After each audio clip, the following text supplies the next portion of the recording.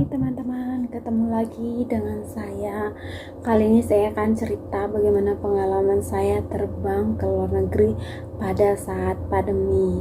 Nah, saya terbang dari Jakarta ke USA. Jakarta itu apa saja yang diperlukan? Pertama, kita perlu PCR minimal 3 kali 24 jam ya. Itu harus berbahasa Inggris dan juga ada barcode-nya. Nah, aku pada waktu itu PCR di klinik Paramita, biayanya sekitar 1.100.000 segitu, tapi selesainya 10 jam. Jadi pagi kita ambil pagi di tes, jam 6 sudah selesai, sorenya sudah bisa diambil. Jadi 10 jam ya, 10 jam lebih ya, 10 jam lebih. Nah, sesampainya di bandara aku check-in dan di check-in itu kita ditanya tujuannya kemana ya, itu ditanya juga ya, tujuannya kemana, apakah bekerja di sana atau bagaimana, semua ditanyakan. Tapi yang saya ingat pada waktu itu kita harus tunjukkan PCR yang ada barcode-nya juga, yang itu ada barcode-nya juga. Tapi pada waktu itu aku barcode-nya berbahasa Indonesia, tapi itunya berbahasa Inggris ya, tapi itu nggak apa-apa, yang penting berbahasa Inggris kan. Terus negara berbeda aturan ya. Kalau aku ditandatangani surat pernyataan sehat lah, pernyataan sehat berbahasa Inggris, dan dokumen yang dibutuhkan itu paspor, tentu saja dalamnya ada visa, PCR, tentu saja 3 kali 24 jam ya. Terus ada ditandatangani surat dan dokumen lainnya diperiksa. Oke, setelah itu saya ke imigrasi ya teman-teman. Di imigrasi itu ada dua, satu untuk foreigner, satu untuk Indonesia. Nah, di situ juga masih ketat teman-teman. Jadi di situ kita ditanya tujuannya apa, mau bekerja atau apa gitu ya. Nah, itu di pertanyaannya seperti itu. Di situ saya berangkat dari Jakarta dengan Turki Airlines. Saya lupa nomornya, tapi Turki Airlines 57 atau berapa ya, pokoknya Turki Airlines dari Jakarta ke Turki 10 jam atau 11 jam. Dan juga saya itu transit, itu waktunya mepet 1,5 jam. Jadi untuk teman-teman yang transit, kalau mepet banget jangan, itu buru-buru.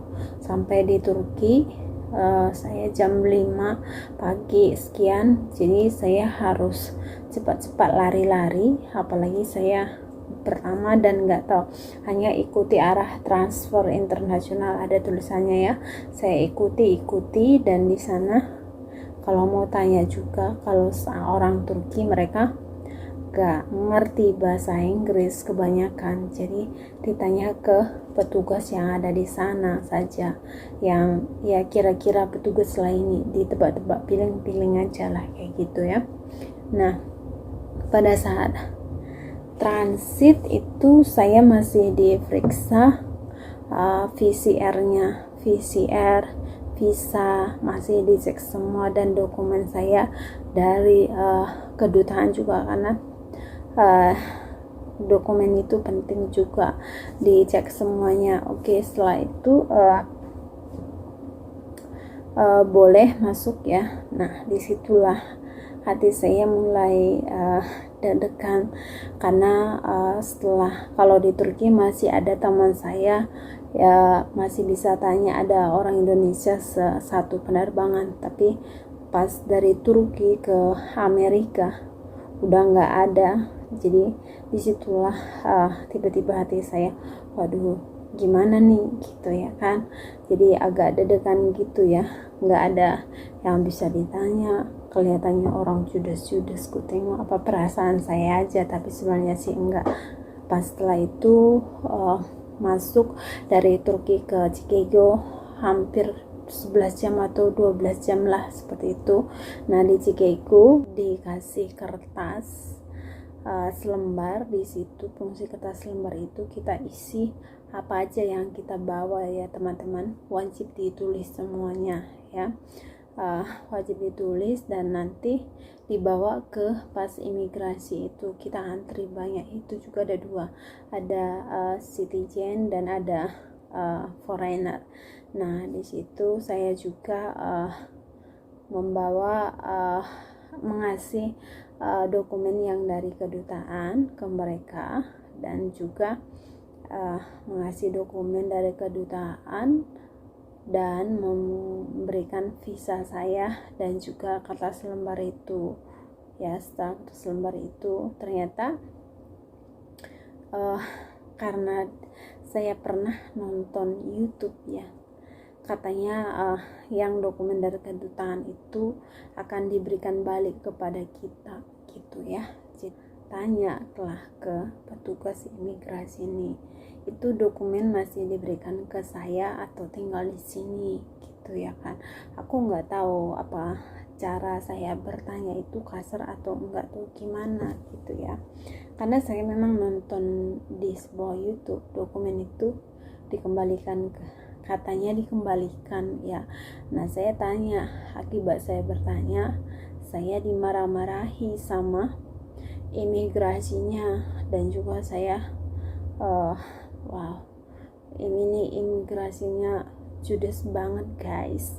Dia marah-marah ke saya karena saya tanya itu, dia tersinggung atau gimana, dan juga ya nggak tahu lah, pokoknya dia marah lah, pura-pura nggak tahu lah gitu ya kan. Aku pura-pura nggak tahu dan tersenyum saja. Saya juga ngeri ya kan, salah ngomong atau gimana gitu ya kan. Nah akhirnya dia bilang, kamu pergilah ke bag, ambil tasmu, ini kamu bawa. Dan dia nggak menjawab pertanyaan saya. Akhirnya dia ambil yang dokumen itu dan dia bilang, kamu pergi aja, ini tinggal di sini gitu. Tapi nadanya kayak ketus gitu. Tapi saya bilang, saya minta maaf karena saya baru pertama, saya nggak ngerti. Saya boleh dong untuk bertanya gitu ya kan. Nah setelah itu ya saya pergi ambil bags dan kertas lembar itu saya kasih ke yang di tempat ada lagi tuh. Setelah ambil tas ya, cover, ada tempat yang dilewati lagi, aku nggak tahu namanya di Chicago. Jadi kita kasih kertas lembar yang kita isi dan tanda tangani tadi ya, dikasih di situ dan oke lah. Dan setelah itu karena memang bagasi saya sampai ke tujuan saya, jadi saya hanya menaruh bagasi saya di penerbangan berikutnya di situ, dekat situ. Setelah itu saya ke terminal 5 atau terminal berapa saya lupa ya, terminal berapa. Tapi yang jelas saya naik bus ke terminal itu. Saya juga bingung, waduh, saya tanya di sana orang, kalau terminal ini bagaimana saya harus ke sana, apakah naik bus atau bagaimana. Naik bus, oke, saya naik bus. Oke, di di Chicago tidak ada pemeriksaan PCR, mereka nggak tanya. Jadi setelah sampai di terminal berikutnya saya diperiksa lagi. Kebetulan saya bawa hand body, saya suka dengan hand body Arlet ya, itu memang bagus hand body-nya. Nah di situ hand body-nya ditahan, diambil ya. Tapi ingat di terminal itu kita harus cek online lagi, check-in online agar kita dapat kursi seperti itu teman-teman. Jadi di situ nggak ditanya kamu PCR atau apa, enggak, pokoknya masuk aja tapi dicek semuanya. Dan juga ya hanya body saya diambil di situ, saya bawa stok di situ tapi diambil. Tapi ya udah nggak apa-apa. Penerbangan di masa pandemi ini memang ada tambahan yang harus dipenuhi, yaitu harus VCR. Dan juga kalau kita sendiri traveling, kita itu harus banyak bertanya gitu, apalagi ke luar negeri gitu ya. Jadi total daripada perjalanan saya hampir 35 jam itu ikut sama transitnya ya. Nah, dan untuk di Turki jangan ambil transit yang singkat-singkat, itu akan was-was teman-teman. Masih terkejar atau enggak, ada pikiran begitu, kalau nanti saya ketinggalan pesawat bagaimana gitu. Jadi lebih bagus ambil minimal 3 jam ya, 3 jam transit itu cukup ya. Kalau 1,5 jam, wow, itu sangat mepet teman-teman.